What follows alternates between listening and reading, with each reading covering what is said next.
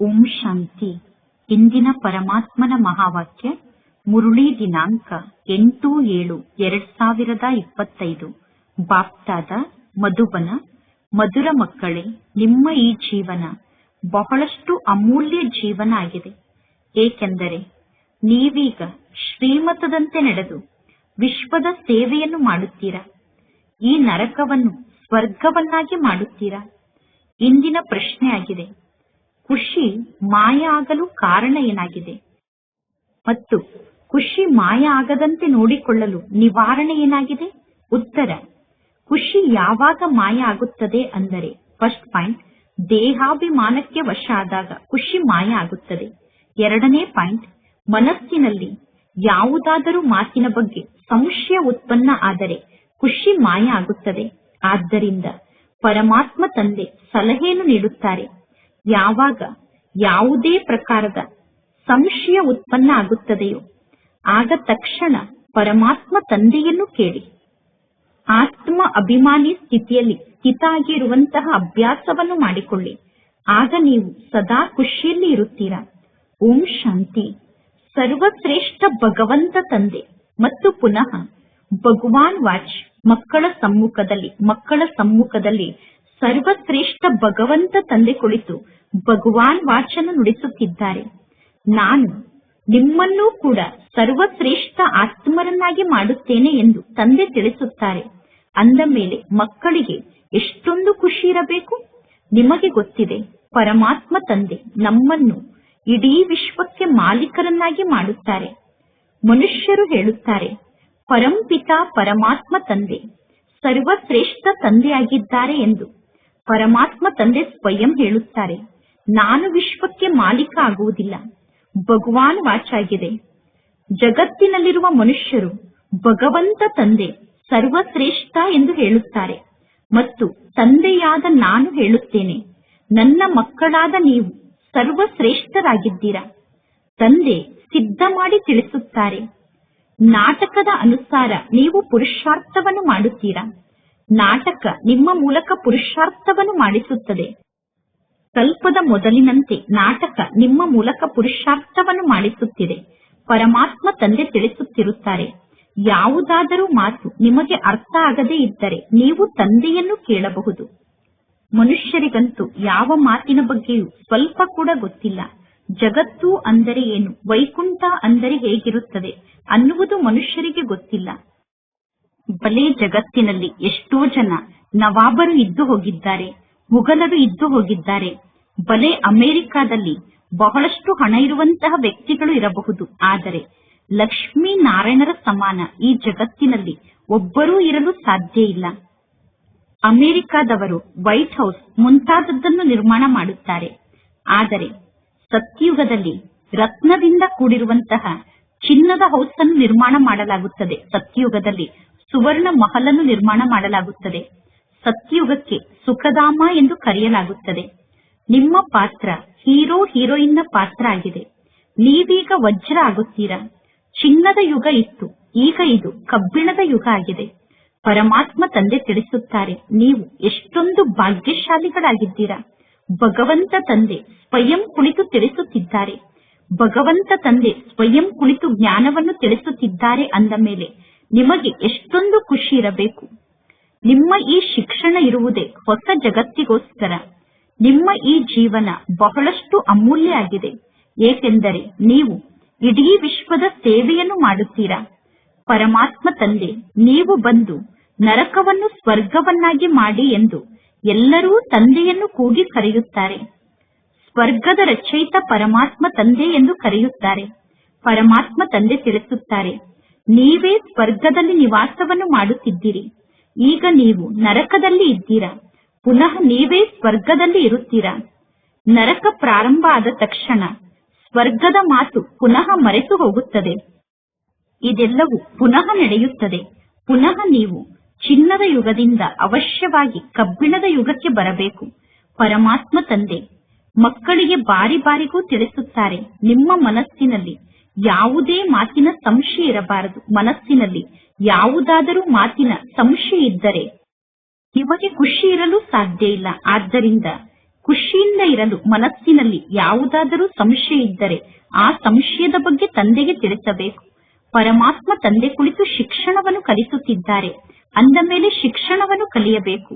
ಮಕ್ಕಳಿಗೆ ಒಂದು ವೇಳೆ ಖುಷಿ ಇಲ್ಲ ಅಂದರೆ ಅವಶ್ಯವಾಗಿ ನೀವು ದೇಹಾಭಿಮಾನಕ್ಕೆ ವಶ ಆಗಿದ್ದೀರಾ ಎಂದು ಅರ್ಥ. ಮಕ್ಕಳಾದ ನೀವು ಖುಷಿಯಲ್ಲಿ ಇರಬೇಕು.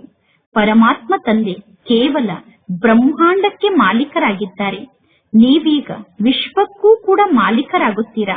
ಬಲೆ ಪರಮಾತ್ಮ ತಂದೆಗೆ ರಚಯಿತ ಎಂದು ಕರೆಯಲಾಗುತ್ತದೆ. ಆದರೆ ಎಂದೂ ಈ ರೀತಿ ತಿಳಿದುಕೊಳ್ಳಬೇಡಿ, ಪ್ರಳಯ ಆಗುತ್ತದೆ. ಪ್ರಳಯದ ನಂತರ ಪುನಃ ಪರಮಾತ್ಮ ತಂದೆ ಹೊಸ ಜಗತ್ತನ್ನು ರಚನೆ ಮಾಡುತ್ತಾರೆ ಎಂದು ತಿಳಿದುಕೊಳ್ಳಬೇಡಿ.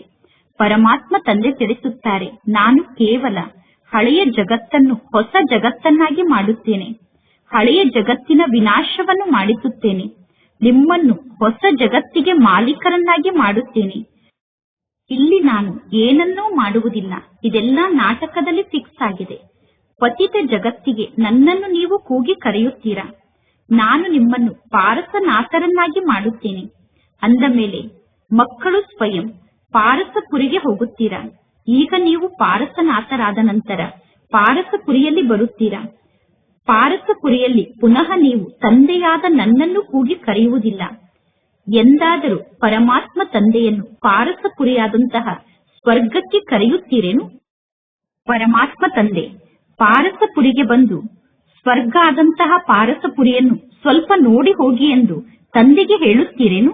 ನೀವು ಸ್ವರ್ಗದಲ್ಲಿ ತಂದೆಯನ್ನು ಕರೆಯುವುದೇ ಇಲ್ಲ. ಗಾಯನ ಕೂಡ ಇದೆ, ದುಃಖದಲ್ಲಿ ಎಲ್ಲರೂ ಸ್ಮರಣೆಯನ್ನು ಮಾಡುತ್ತಾರೆ, ಸುಖ ಇದ್ದಾಗ ಯಾರೂ ಸ್ಮರಣೆಯನ್ನು ಮಾಡುವುದಿಲ್ಲ. ಪತಿತ ಜಗತ್ತಿನಲ್ಲಿ ತಂದೆಯನ್ನು ನೆನಪು ಮಾಡುತ್ತಾರೆ, ಸುಖ ಇದ್ದಾಗ ಯಾರೂ ಪರಮಾತ್ಮ ತಂದೆಯನ್ನು ನೆನಪು ಮಾಡುವುದಿಲ್ಲ, ಮತ್ತು ಸುಖ ಇದ್ದಾಗ ತಂದೆಯನ್ನು ಕರೆಯುವುದೂ ಕೂಡ ಇಲ್ಲ. ಕೇವಲ ದ್ವಾಪರ ಯುಗದಲ್ಲಿ ಮಂದಿರವನ್ನು ನಿರ್ಮಾಣ ಮಾಡಿ ಮಂದಿರದಲ್ಲಿ ತಂದೆಯ ಮೂರ್ತಿಯನ್ನು ಇಡುತ್ತಾರೆ. ಕಲ್ಲಿನ ಮೂರ್ತಿಯನ್ನು ಇಡುವುದಿಲ್ಲ, ವಜ್ರದ ಲಿಂಗವನ್ನು ನಿರ್ಮಾಣ ಮಾಡಿ ದ್ವಾಪರ ಯುಗದಲ್ಲಿ ಮಂದಿರದಲ್ಲಿ ವಜ್ರದ ಲಿಂಗವನ್ನು ಇಡುತ್ತಾರೆ. ಪೂಜೆಯನ್ನು ಮಾಡುವುದಕ್ಕೋಸ್ಕರ ವಜ್ರದ ಲಿಂಗವನ್ನು ಇಡುತ್ತಾರೆ. ಇದೆಲ್ಲ ಎಷ್ಟು ಅದ್ಭುತವಾದ ಮಾತಾಗಿದೆ. ನೀವೀಗ ಚೆನ್ನಾಗಿ ಕಿವಿಯನ್ನು ತೆರೆದು ಜ್ಞಾನದ ಮಾತನ್ನು ಕೇಳಿಸಿಕೊಳ್ಳಬೇಕು. ನಿಮ್ಮ ಕಿವಿಯನ್ನು ನೀವೀಗ ಪವಿತ್ರ ಮಾಡಿಕೊಳ್ಳಬೇಕು. ಪವಿತ್ರತೆಯೇ ಮೊದಲು ನೀವು ಪವಿತ್ರರಾಗಬೇಕು.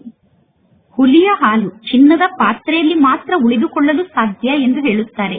ಈ ಜ್ಞಾನ ಮಾರ್ಗದಲ್ಲಿ ಪವಿತ್ರತೆ ಇದ್ದರೆ ಬುದ್ಧಿಯಲ್ಲಿ ಜ್ಞಾನ ಧಾರಣೆ ಆಗುತ್ತದೆ. ಪರಮಾತ್ಮ ತಂದೆ ತಿಳಿಸುತ್ತಾರೆ, ಕಾಮ ವಿಕಾರ ಮಹಾಶತ್ರು ಆಗಿದೆ. ಈ ಕಾಮ ವಿಕಾರದ ಮೇಲೆ ವಿಜಯವನ್ನು ಪಡೆದುಕೊಳ್ಳಬೇಕು. ಇದು ನಿಮ್ಮ ಅಂತಿಮ ಜನ್ಮ ಆಗಿದೆ ಅನ್ನುವುದು ನಿಮಗೆ ಗೊತ್ತಿದೆ. ಇದು ಅದೇ ಮಹಾಭಾರತ ಯುದ್ಧದ ಸಮಯ ಆಗಿದೆ ಅನ್ನುವುದು ನಿಮಗೆ ಗೊತ್ತಿದೆ. ಕಲ್ಪ ಕಲ್ಪದಲ್ಲೂ ಇದೇ ರೀತಿ ವಿನಾಶ ನಡೆದಿತ್ತು. ಈಗ ಪುನಃ ವಿನಾಶ ಆಗುತ್ತದೆ. ನಾಟಕದ ಅನುಸಾರ ಪುನಃ ವಿನಾಶ ಆಗಲೇಬೇಕು. ಈಗ ಮಕ್ಕಳಾದ ನೀವು ಸ್ವರ್ಗಕ್ಕೆ ಹೋಗಿ ಸ್ವರ್ಗದಲ್ಲಿ ಪುನಃ ನಿಮ್ಮ ಮಹಲನ್ನು ನಿರ್ಮಾಣ ಮಾಡಿಕೊಳ್ಳುತ್ತೀರಾ. ಕಲ್ಪದ ಮೊದಲು ಹೇಗೆ ನೀವು ಮಹಲನ್ನು ನಿರ್ಮಾಣ ಮಾಡಿದ್ದೀರೋ ಅದೇ ರೀತಿ ಮಹಲನ್ನು ಈಗಲೂ ನಿರ್ಮಾಣ ಮಾಡುತ್ತೀರಾ. ಸ್ವರ್ಗ ಎಂದು ಪ್ಯಾರಡೈಸ್ಗೆ ಅಂದರೆ ವೈಕುಂಠಕ್ಕೆ ಕರೆಯಲಾಗುತ್ತದೆ. ಪ್ಯಾರಡೈಸ್ ಸ್ವರ್ಗ ಅನ್ನುವ ಶಬ್ದ ಪುರಾಣದಿಂದ ಹುಟ್ಟಿಕೊಂಡಿದೆ. ಮಾನಸ ಸರೋವರದಲ್ಲಿ ಸೂಕ್ಷ್ಮ ದೇವತೆಗಳು ನಿವಾಸವನ್ನು ಮಾಡುತ್ತಾರೆ ಎಂದು ಹೇಳುತ್ತಾರೆ. ಮಾನಸ ಸರೋವರದಲ್ಲಿ ಯಾರಾದರೂ ಮುಳುಗಿದರೆ ಅವರು ಸೂಕ್ಷ್ಮ ದೇವತೆ ಆಗುತ್ತಾರೆ ಎಂದು ಹೇಳುತ್ತಾರೆ. ವಾಸ್ತವದಲ್ಲಿ ಇದು ಜ್ಞಾನ ಮಾನಸ ಸರೋವರ ಆಗಿದೆ. ಈ ಜ್ಞಾನ ಮಾನಸ ಸರೋವರದ ಮೂಲಕ ಹೇಗಿರುವ ನೀವು ಹೇಗಾಗುತ್ತೀರಾ? ಬಹಳಷ್ಟು ಶೋಭಿಸುವಂತವರಿಗೆ, ಸುಂದರವಾಗಿ ಇರುವಂತವರಿಗೆ ಸೂಕ್ಷ್ಮ ದೇವತೆಗಳು ಎಂದು ಕರೆಯುತ್ತಾರೆ. ಇನ್ನು ಸೂಕ್ಷ್ಮ ದೇವತೆಗಳಿಗೆ ರೆಕ್ಕೆ ಏನು ಇರುವುದಿಲ್ಲ. ಹೇಗೆ ಪಾಂಡವರಾದ ನಿಮಗೆ ಮಹಾವೀರರು ಎಂದು ಕರೆಯಲಾಗುತ್ತದೆ.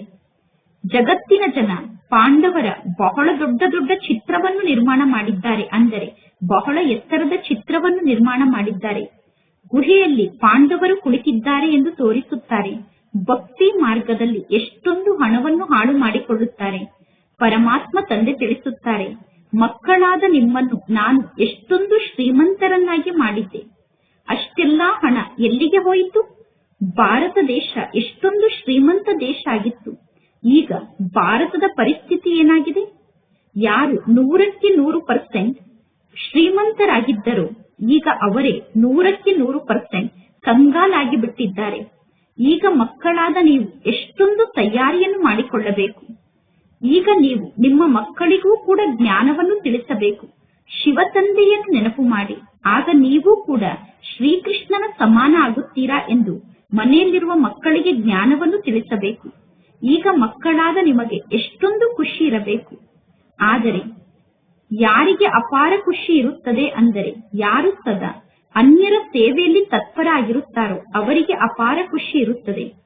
ಮುಖ್ಯ ಧಾರಣೆ ಅಂದರೆ ನಿಮ್ಮ ನಡತೆ ಬಹಳಷ್ಟು ರಾಯಲ್ ಆಗಿರಬೇಕು. ನಡತೆಯನ್ನು ಬಹಳಷ್ಟು ರಾಯಲ್ ಆಗಿ ಇಟ್ಟುಕೊಳ್ಳುವುದೇ ಮುಖ್ಯ ಧಾರಣೆ ಆಗಿದೆ.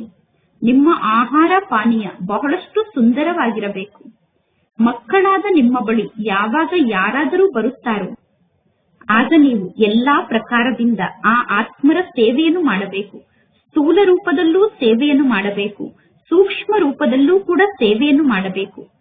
ಸ್ಥೂಲ ಮತ್ತು ಸೂಕ್ಷ್ಮ ರೂಪದ ಸೇವೆಯನ್ನು ಮಾಡಿದಾಗ ಅವರಿಗೆ ಬಹಳಷ್ಟು ಖುಷಿಯಾಗುತ್ತದೆ. ಅಂದರೆ ಸ್ಥೂಲ ರೂಪದಲ್ಲಿ ಅವರ ಸೇವೆಯನ್ನು ಮಾಡುವುದರ ಜೊತೆಗೆ ಆತ್ಮಿಕ ಸೇವೆಯನ್ನು ಕೂಡ ಮಾಡಿದರೆ ಅವರಿಗೆ ಬಹಳಷ್ಟು ಖುಷಿಯಾಗುತ್ತದೆ.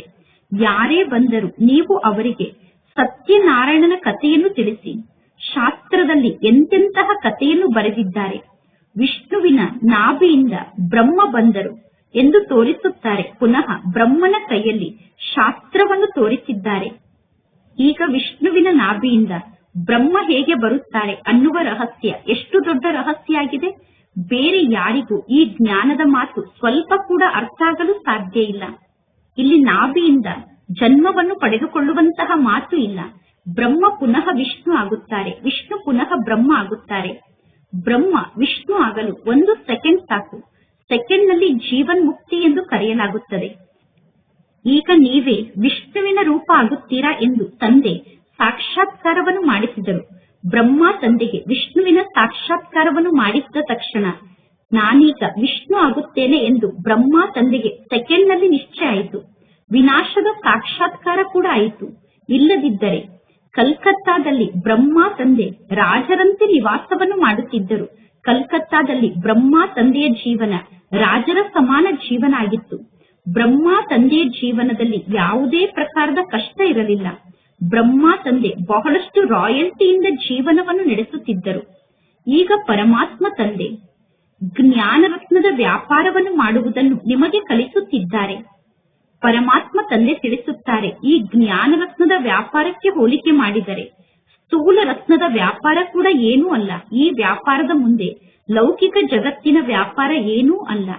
ಆದರೆ ಈ ಬ್ರಹ್ಮ ತಂದೆಯ ಪಾತ್ರಕ್ಕೂ ನಿಮ್ಮ ಪಾತ್ರಕ್ಕೂ ಅಂತರ ಇದೆ.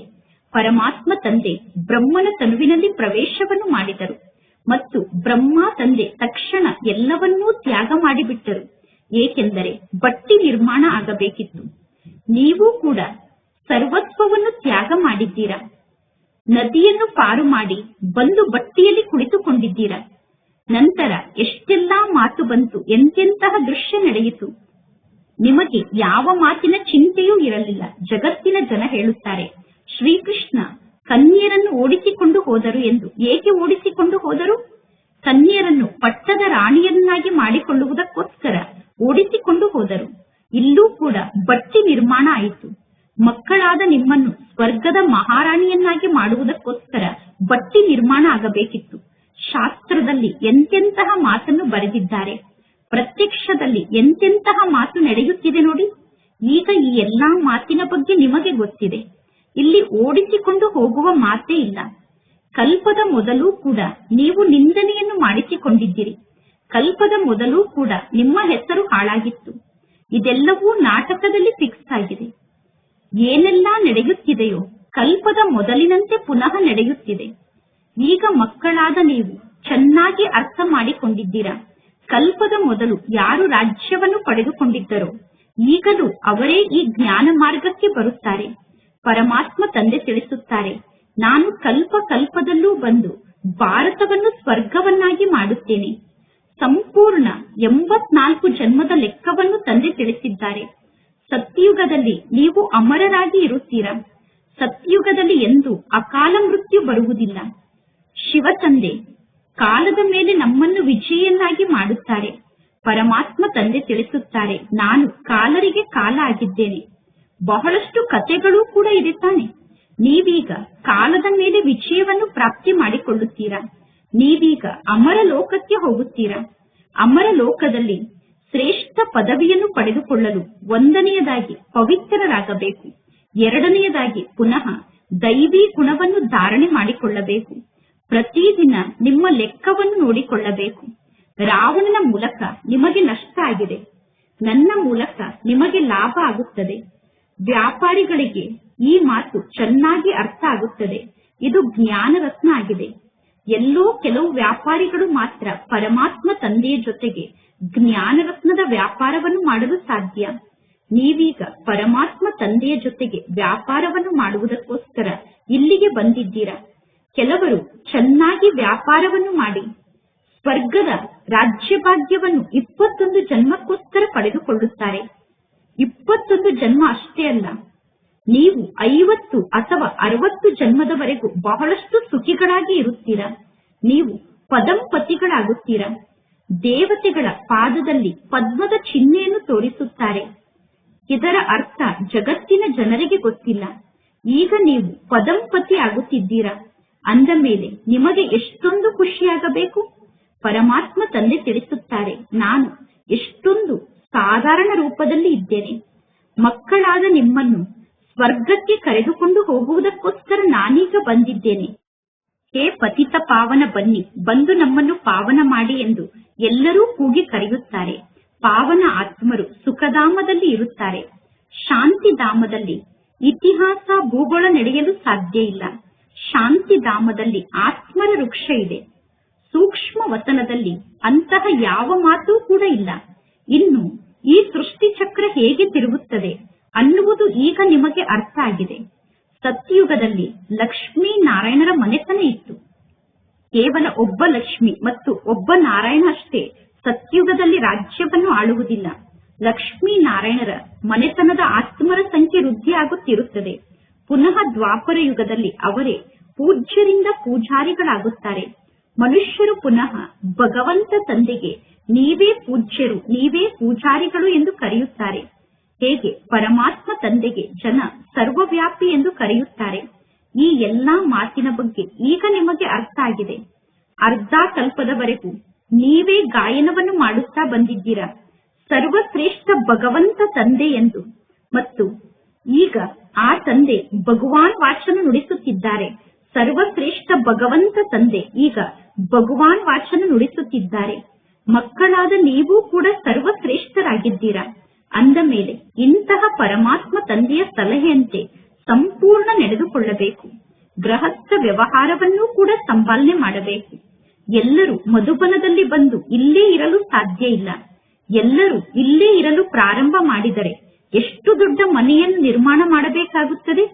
ಕೊನೆಗೂ ಒಂದು ದಿನ ನೀವು ಇಂತಹ ದೃಶ್ಯವನ್ನು ನೋಡುತ್ತೀರಾ. ಕೆಳಗಡೆ ಅಬು ರೋಡಿಂದ ಹಿಡಿದು ಮೌಂಟ್ ಅಬುವಿನವರೆಗೆ ಪರಮಾತ್ಮ ತಂದೆಯ ದರ್ಶನವನ್ನು ಮಾಡಿಕೊಳ್ಳುವುದಕ್ಕೋಸ್ಕರ ಎಷ್ಟು ದೊಡ್ಡ ಕ್ಯೂನಲ್ಲಿ ಜನ ನಿಂತಿರುತ್ತಾರೆ. ಕೆಲವರಿಗೆ ದರ್ಶನ ಸಿಗುವುದೇ ಇಲ್ಲ. ಯಾರಿಗಾದರೂ ತಂದೆಯ ದರ್ಶನ ಆಗದೇ ಇದ್ದರೆ ಪುನಃ ಅವರು ತಂದೆಗೆ ಬೈಯಲು ಪ್ರಾರಂಭ ಮಾಡುತ್ತಾರೆ. ಜಗತ್ತಿನ ಜನ ತಿಳಿದುಕೊಳ್ಳುತ್ತಾರೆ ಮಹಾತ್ಮರ ದರ್ಶನವನ್ನು ಮಾಡಬೇಕು ಎಂದು. ಈಗ ಇಲ್ಲಿ ತಂದೆ ಮತ್ತು ಮಕ್ಕಳು ಇದ್ದೀರಾ.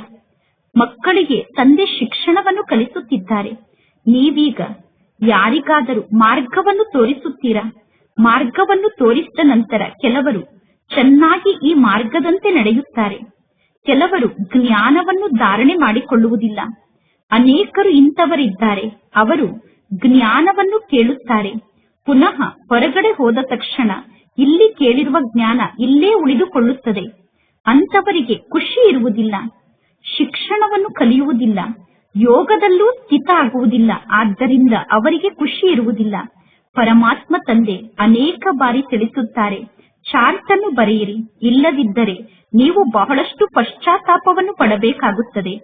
ಇಡೀ ದಿನ ನಾನು ಪರಮಾತ್ಮ ತಂದೆಯನ್ನು ಎಷ್ಟು ಸಮಯ ನೆನಪು ಮಾಡಿದೆ ಎಂದು ಚಾರ್ಟ್ ನಲ್ಲಿ ನೋಡಿಕೊಳ್ಳಬೇಕು. ಭಾರತದ ಪ್ರಾಚೀನ ಯೋಗಕ್ಕೆ ಬಹಳಷ್ಟು ಮಹಿಮೆ ಇದೆ.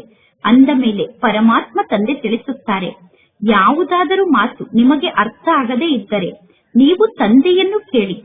ಮೊದಲು ನಿಮಗೆ ಯಾವ ಮಾತಿನ ಬಗ್ಗೆ ಕೂಡ ಸ್ವಲ್ಪವೂ ಗೊತ್ತಿರಲಿಲ್ಲ. ಪರಮಾತ್ಮ ತಂದೆ ತಿಳಿಸುತ್ತಾರೆ, ಇದು ಮುಳ್ಳುಗಳ ಕಾಡಾಗಿದೆ. ಕಾಮವಿಕಾರ ಮಹಾಶತ್ರು ಆಗಿದೆ. ಕಾಮವಿಕಾರ ಮಹಾಶತ್ರು ಅನ್ನುವ ಶಬ್ದ ಭಗವದ್ಗೀತೆಯಲ್ಲಿ ಇದೆ. ಗೀತೆಯನ್ನು ಓದುತ್ತಾರೆ, ಆದರೆ ಕಾಮವಿಕಾರ ಮಹಾಶತ್ರು ಆಗಿದೆ ಅನ್ನುವ ಶಬ್ದದ ಅರ್ಥವನ್ನು ತಿಳಿದುಕೊಂಡಿಲ್ಲ.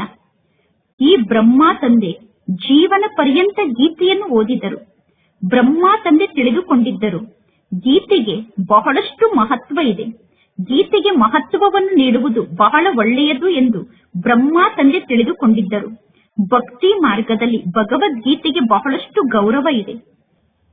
ಭಗವದ್ಗೀತೆಯ ದೊಡ್ಡ ಪುಸ್ತಕ ಕೂಡ ಇರುತ್ತದೆ, ಸಣ್ಣ ಪುಸ್ತಕ ಕೂಡ ಇರುತ್ತದೆ. ಶ್ರೀಕೃಷ್ಣ ಮುಂತಾದ ದೇವತೆಗಳ ಅದೇ ಚಿತ್ರ 1 ಪೈಸೆಯನ್ನು ಕೊಟ್ಟರೂ ಕೂಡ ಸಿಗುತ್ತದೆ. ಆದರೆ ಅದೇ ದೇವತೆಗಳ ಚಿತ್ರವನ್ನು ದೊಡ್ಡದಾಗಿ ನಿರ್ಮಾಣ ಮಾಡಿ ದೊಡ್ಡ ದೊಡ್ಡ ಮಂದಿರವನ್ನು ನಿರ್ಮಾಣ ಮಾಡುತ್ತಾರೆ. ಅಂದ ಮೇಲೆ ಪರಮಾತ್ಮ ತಂದೆ ತಿಳಿಸುತ್ತಾರೆ, ಈಗ ನಾನು ನಿಮ್ಮನ್ನು ವಿಜಯ ಮಾಲೆಯ ಮಣಿಯನ್ನಾಗಿ ಮಾಡುತ್ತೇನೆ, ನೀವೀಗ ವಿಜಯ ಮಾಲೆಯ ಮಣಿ ಆಗಬೇಕು. ಇಂತಹ ಮಧುರಾತಿ ಮಧುರ ಪರಮಾತ್ಮ ತಂದೆಗೆ ಬಾಬಾ ಬಾಬಾ ಎಂದು ನೀವು ಕರೆಯುತ್ತೀರಾ. ನಿಮಗೆ ಗೊತ್ತಿದೆ, ತಂದೆ ಸ್ವರ್ಗದ ರಾಜ್ಯ ಭಾಗ್ಯವನ್ನು ನೀಡುತ್ತಾರೆ. ಆದರೂ ಕೂಡ ಮಕ್ಕಳು ಜ್ಞಾನವನ್ನು ಕೇಳುತ್ತಾರೆ, ಅನ್ಯರಿಗೆ ಜ್ಞಾನವನ್ನು ಹೇಳುತ್ತಾರೆ. ಆದರೆ ಅಹೋ ಮಾಯೆ, ನೀನು ತಂದೆಗೆ ಡೈವರ್ಸ್ ಅನ್ನು ಕೊಡುವಂತೆ ಮಾಡುತ್ತೀಯಾ. ಬಾಬಾ ಎಂದು ಹೇಳಿದ ತಕ್ಷಣ, ಬಾಬಾ ಎಂದು ಸ್ವೀಕಾರ ಮಾಡಿದ ತಕ್ಷಣ ತಂದೆಯಂತೂ ತಂದೆ ಆಗಿದ್ದಾರೆ. ಬಾಬಾ ಎಂದು ಹೇಳಿದ್ದೀರಾ ಮತ್ತು ಬಾಬಾ ಎಂದು ಸ್ವೀಕಾರ ಮಾಡಿದ್ದೀರಾ, ಅಂದ ಮೇಲೆ ಬಾಬಾ ಬಾಬಾ ಆಗಿದ್ದಾರೆ. ಭಕ್ತಿ ಮಾರ್ಗದಲ್ಲೂ ಕೂಡ ಪರಮಾತ್ಮ ತಂದೆಗೆ ಪತಿಯರ ಪತಿ ಎಂದು ಗಾಯನವನ್ನು ಮಾಡಲಾಗುತ್ತದೆ. ಪರಮಾತ್ಮ ತಂದೆ ಎಲ್ಲಾ ಪತಿಯರಿಗೂ ಪತಿಯಾಗಿದ್ದಾರೆ. ಗುರುಗಳಿಗೆ ಗುರು ಒಬ್ಬ ಪರಮಾತ್ಮ ತಂದೆಯಾಗಿದ್ದಾರೆ. ಆ ತಂದೆ ನಮಗೆ ತಂದೆಯಾಗಿದ್ದಾರೆ. ಪರಮಾತ್ಮ ತಂದೆ ಜ್ಞಾನದ ಸಾಗರ ಆಗಿದ್ದಾರೆ, ಪತಿತ ಪಾವನ ಆಗಿದ್ದಾರೆ. ಮಕ್ಕಳಾದ ನೀವು ಹೇಳುತ್ತೀರಾ, ಬಾಬಾ ಪ್ರತಿ ಕಲ್ಪದಲ್ಲೂ ನಾವು ನಿಮ್ಮ ಮೂಲಕ ಆಸ್ತಿಯನ್ನು ಪಡೆದುಕೊಳ್ಳುತ್ತಾ ಬಂದಿದ್ದೇವೆ. ಪ್ರತಿ ಕಲ್ಪದಲ್ಲೂ ನಾವು ನಿಮ್ಮ ಜೊತೆಗೆ ಮಿಲನವನ್ನು ಮಾಡುತ್ತೇವೆ. ಬೇಹದ್ದಿನ ತಂದೆಯಾದ ನೀವು ನಮಗೆ ಅವಶ್ಯವಾಗಿ ಬೇಹದ್ದಿನ ಆಸ್ತಿಯನ್ನು ನೀಡುತ್ತೀರಾ. ಬೇಹದ್ದಿನ ತಂದೆಯಾದ ನಿಮ್ಮ ಮೂಲಕ ಅವಶ್ಯವಾಗಿ ನಮಗೆ ಬೇಹದ್ದಿನ ಆಸ್ತಿ ಸಿಗುತ್ತದೆ. ಮುಖ್ಯ ಅಂದರೆ ಪರಮಾತ್ಮ ತಂದೆಯಾಗಿದ್ದಾರೆ. ಪರಮಾತ್ಮ ತಂದೆ ತಿಳಿಸುತ್ತಾರೆ, ತಂದೆಯಲ್ಲೇ ಆಸ್ತಿ ಸಮಾವೇಶ ಆಗಿದೆ. ಬಾಬಾ ಎಂದು ಸ್ವೀಕಾರ ಮಾಡಿದ ತಕ್ಷಣ ಬಾಬಾರವರ ಮೂಲಕ ಆಸ್ತಿ ಸಿಗುತ್ತದೆ. ಬಾಬಾ ಅಂದರೆ ಆಸ್ತಿಯಾಗಿದೆ. ಲೌಕಿಕ ಜಗತ್ತಿನಲ್ಲಿ ಹದ್ದಿನ ತಂದೆ ಇರುತ್ತಾರೆ, ಇಲ್ಲಿ ಪರಮಾತ್ಮ ತಂದೆ ಬೇಹದ್ದಿನ ತಂದೆ ಆಗಿದ್ದಾರೆ. ಹದ್ದಿನ ತಂದೆಯರು ಜಗತ್ತಿನಲ್ಲಿ ಬಹಳಷ್ಟು ಜನ ಇದ್ದಾರೆ. ಬೇಹದ್ದಿನ ತಂದೆ ಒಬ್ಬರೇ ಆಗಿದ್ದಾರೆ. ಒಳ್ಳೆಯದು. ಮಧುರಾತಿ ಮಧುರ 5000 ವರ್ಷದ ನಂತರ ಪುನಃ ಬಂದು ತಂದೆಯ ಜೊತೆಗೆ ಮಿಲನವನ್ನು ಮಾಡುತ್ತಿರುವಂತಹ ಮಕ್ಕಳಿಗೆ ಬಾಪ್ದಾದರವರ ನೆನಪು, ಪ್ರೀತಿ ಹಾಗೂ ಸುಪ್ರಭಾತ.